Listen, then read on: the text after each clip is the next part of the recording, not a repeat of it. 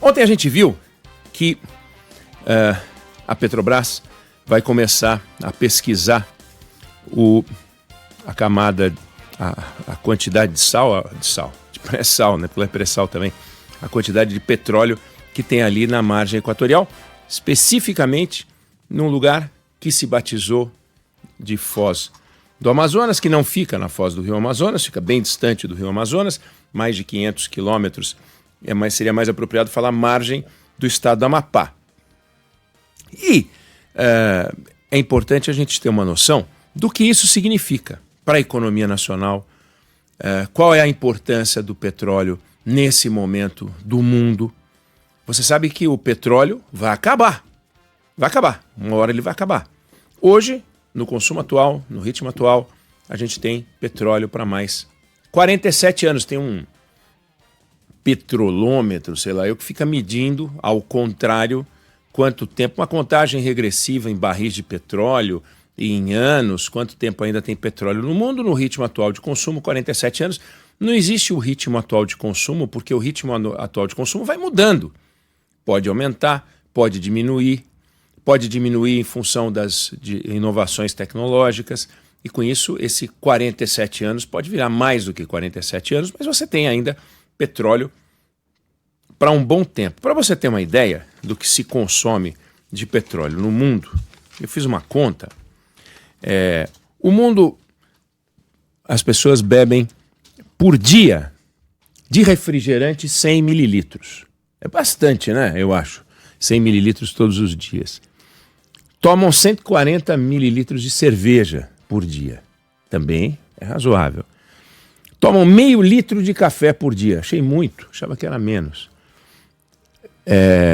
Minto, de leite por dia. Café 700 ml. É o consumo per capita, dividido pelo número de pessoas do mundo. Não significa que todo mundo tome isso, óbvio. Petróleo, o consumo per capita é 2 litros por dia. Ou seja, todo o ser humano na face da Terra, se o consumo de petróleo fosse igual por todo mundo, cada ser humano da Terra consumiria uma garrafa daquelas de refrigerante grande por dia, 2 litros de petróleo por dia. É nesse ritmo que o mundo consome de petróleo. Alguns países produzem muito mais do que consomem, outros consomem muito mais do que produzem. O Brasil fazia parte do time que consumia muito mais do que produzia, porque o Brasil, que é um país enorme, na década de 80, produzia de petróleo o que hoje a Guiana está produzindo de petróleo. Só que a Guiana não produzia petróleo, o Brasil produzia 600 mil barris dia. Depois foi para 1 milhão, 1 milhão e 900, 2 milhões e meio, 2.900, bateu o recorde esse ano de quase 4 milhões de barris dia, que coloca o Brasil no ranking bem posicionado dos grandes produtores de petróleo do mundo, onde os Estados Unidos entram com uma produção que é 4 vezes maior, mais de 4 vezes maior. A Arábia Saudita é 3 vezes maior.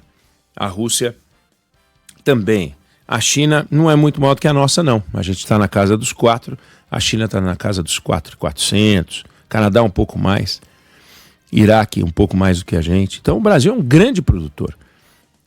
E a estimativa é que lá na foz, aliás, lá na margem equatorial, aquela faixa toda que vai do Rio Grande do Norte ao Amapá, o Brasil possa ter ali uma produção de mais de 1 milhão de barris dia. Pode passar disso.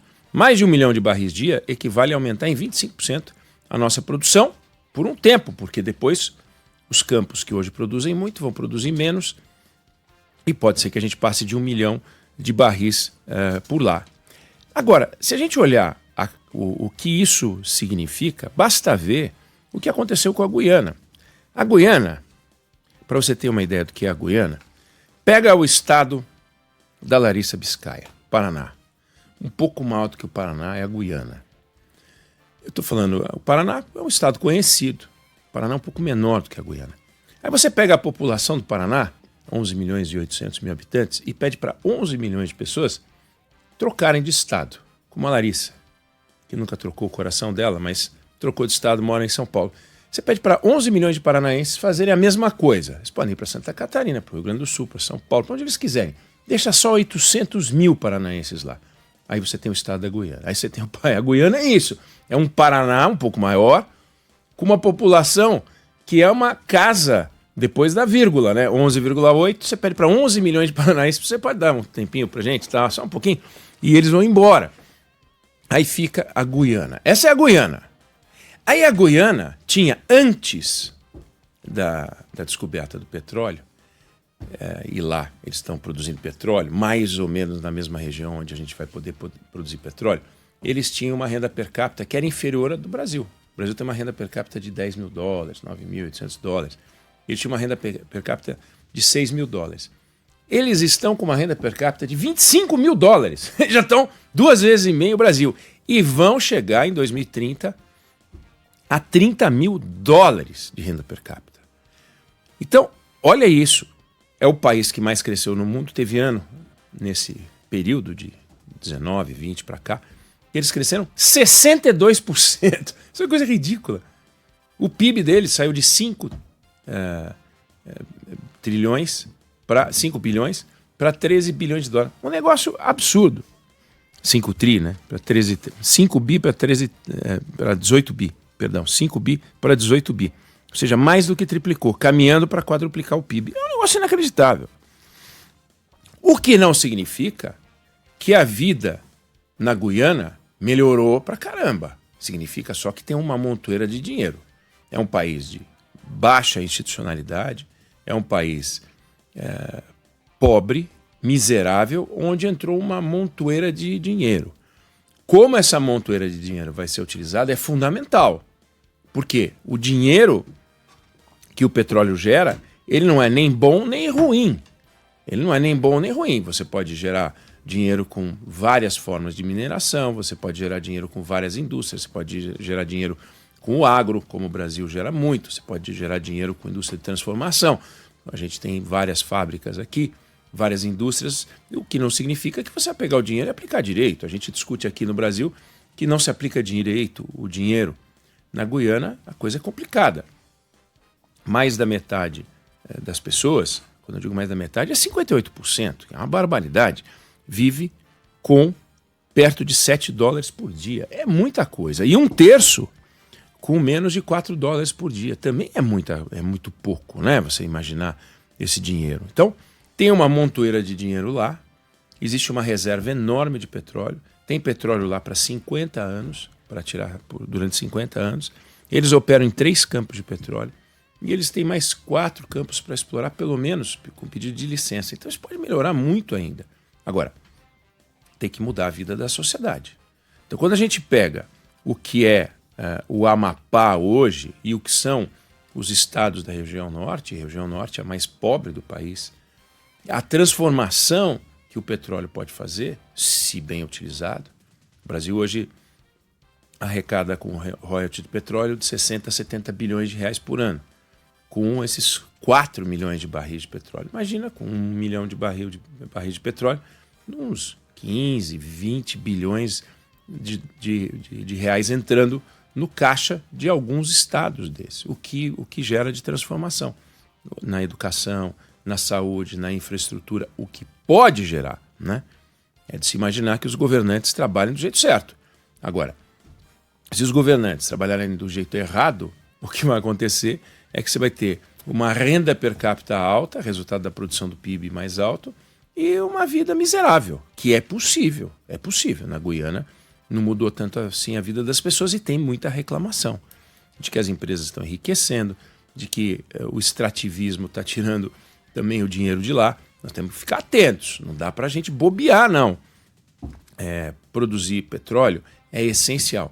Deixar a riqueza debaixo do solo e a miséria em cima do solo é uma barbaridade, é inconcebível.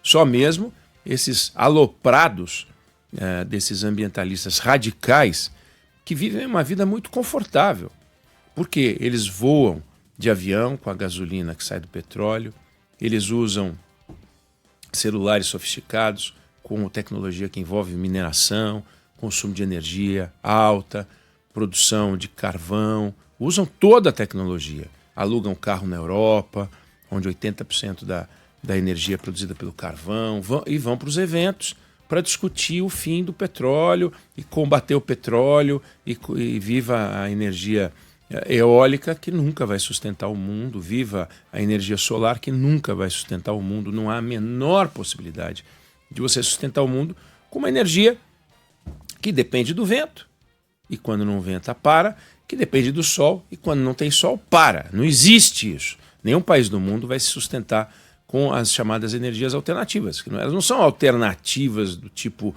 são fofinhas, não é energia hidropônica, não existe essa besteira, né? Mas eles fazem esse discursinho, impressionam as pessoas, às vezes até choram e tal, porque eles sabem que tem alguém que está lá produzindo o petróleo, que está lá pensando na energia nuclear como uma alternativa, que está lá fazendo os aviões voarem, aliás, com cada vez menor o consumo de energia, de combustível, mas voando. Então tem as pessoas normais trabalhando, né? É a turma que fica querendo gastança para algumas coisas e produção que é bom nada. Esse pessoal faz muito discurso e não ajuda a combater a pobreza e a miséria. Quem ajuda a combater a pobreza e a miséria é quem produz. Muitos desses não produzem, só produz confusão e cartaz. Então, talvez defenda uma fábrica de cartaz, com umas canetinhas, uns palitos, umas vassouras para eles segurarem lá fora, FMI antigamente, depois agora deve ser fora petróleo, essas bobagens. O petróleo, ele é fundamental para a sociedade. Nós chegamos até aqui graças ao petróleo. Tomara que a gente consiga superar o petróleo, tomara que a gente consiga superar essa fonte de energia por uma outra fonte de energia tão eficiente quanto, tão poderosa para poder fazer a gente continuar a prosperar. Mas o que não faz o menor sentido é nós aqui, satisfeitos com a quantidade de riqueza que circula em alguns estados do país, dei o exemplo do Paraná, São Paulo, Minas Gerais, agora vai lá para ver como é a vida na região amazônica, vai ver como é complicado. Quem está nos ouvindo e mora aí sabe, quem está nos ouvindo e já passou por lá sabe também, é complicado. E só tem um jeito de combater a miséria: dinheiro. E dinheiro dá em árvore, quando você produz maçã, dá laranja e tal, mas dá em outros lugares, dá na água se você tirar um peixe, mas também você pode produzir tirando do fundo do solo, lá embaixo, com petróleo. É fundamental, é importante que a gente faça isso. Agora, não podemos bobear. A Venezuela, por exemplo, que é dona da maior reserva comprovada de petróleo do mundo, a reserva de petróleo da Venezuela é pelo menos 20 ou 30 vezes maior do que a reserva que se imagina que há na Guiana, para você ter uma ideia. É um colosso o que tem de petróleo na Venezuela. Ela chegou a produzir quase 4 milhões de barris por dia. Hoje está produzindo 1 milhão. E nesse período todo, em que ela produziu muito petróleo, que ela teve muita riqueza, não distribuiu renda. Foi um fiasco. A história da Venezuela é uma história de fiasco de distribuição de renda, de separação de pobres e ricos, sim, com os ricos cada vez mais ricos e os pobres cada vez mais pobres. Foi isso que, de certa maneira, e baixa institucionalidade, e essa combinação é perigosa, porque tem isso na Guiana nesse momento, produziu o surgimento de um doido, que era Hugo Chávez, e agora estão no meio de uma ditadura com esse aloprado desse Nicolás Maduro. Tem a ver com isso, tem conexão com isso. Claro, como eu falei, baixa institucionalidade, mas a hora que você tem um país rico, tem muita riqueza, muito dinheiro, e esse dinheiro não circula, as pessoas enxergam claramente.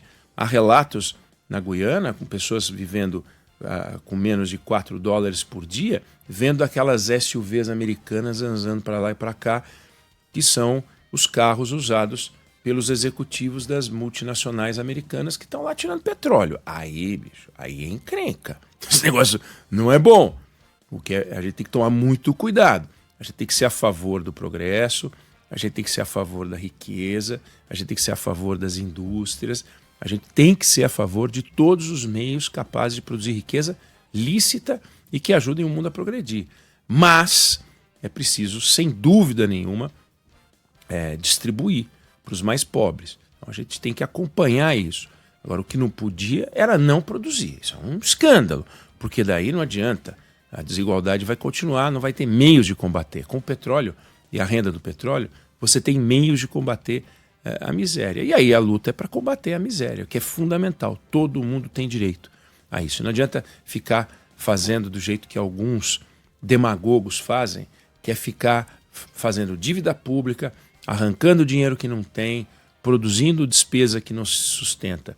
Tem que produzir riqueza. E riqueza tem na margem equatorial. Não sei se você concorda ou discorda, mas essa é a opinião que eu tenho sobre o assunto.